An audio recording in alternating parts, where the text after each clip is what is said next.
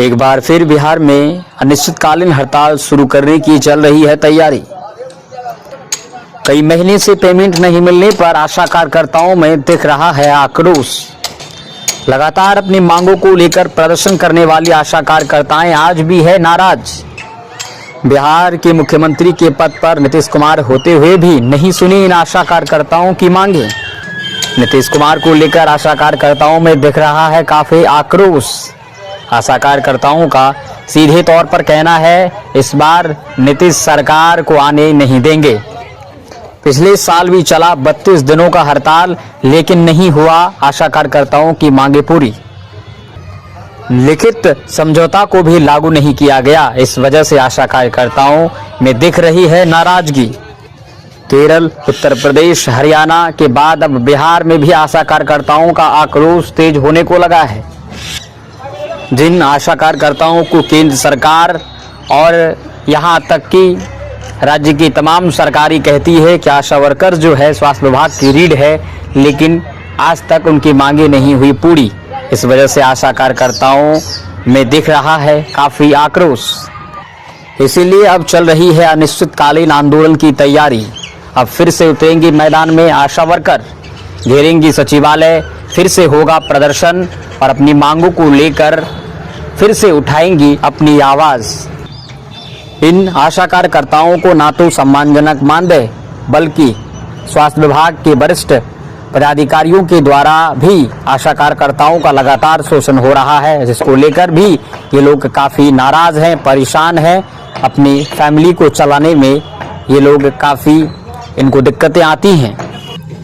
केरल में फिलहाल चल रहा है आशा कार्यकर्ताओं को भूख हड़ताल। अपनी मांगों को लेकर कर रहे हैं वे भी प्रदर्शन। लगातार विधायकों द्वारा उठाई जा रही है मांग, चाहे वो केंद्र हो या फिर संसद भवन हो। लगातार विधायकों द्वारा इन आशा वर्कर के मांगों को उठाने का प्रयास हो रहा है, लेकिन फिर भी सरकार इस पर फैसला लेने के लिए तैयार नहीं है। इसीलिए अब ये आशा कार्यकर्ताएं आर पार की लड़ाई लड़ने के लिए है तैयार।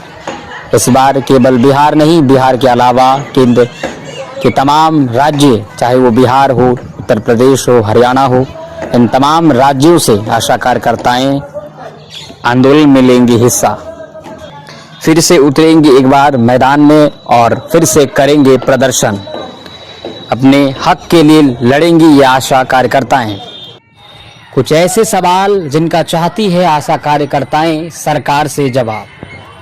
पहला सवाल कि केंद्र के तमाम राज्यों में केवल बिहार में ही आशा कार्यकर्ताओं का सबसे कम मानदेय क्यों, सबसे कम पारितोषिक क्यों? ये पहला सवाल सरकार से करती है आशा कार्यकर्ता। दूसरा सवाल कि 10,000, 8,000 के रुपए को लेने के लिए आखिर क्यों देना पड़ता है स्वास्थ्य विभाग के वरिष्ठ पदाधिकारियों को 2,000, 3,000?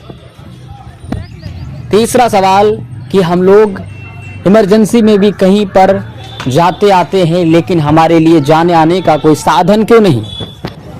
चौथा सवाल कि हमारे लिए पीएचसी में या फिर सीएचसी में बैठने के लिए या फिर रहने के लिए कोई व्यवस्था क्यों नहीं?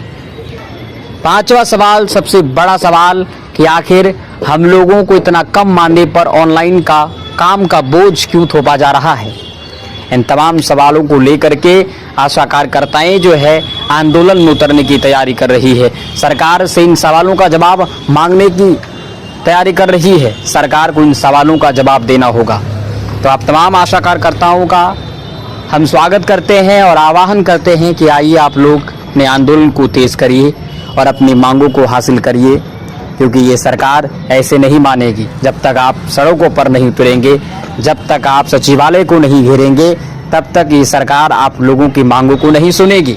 इसीलिए हम आप सभी का समर्थन करते हैं। इस वीडियो को शेयर करिए, वायरल करिए, लोगों तक पहुंचाइए, तमाम आशा कार्यकर्ताओं तक शेयर करिए, तमाम जो पदाधिकारी हैं स्वास्थ्य विभाग के वहां तक भी शेयर करिए। आखिर क्यों इतना शोषण हो रहा है बिहार के आशा कार्यकर्ताओं के साथ? बिल्कुल हम आपके साथ हैं, तो आप हमेशा हमारे साथ रहिए।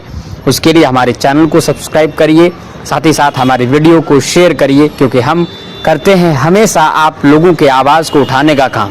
धन्यवाद।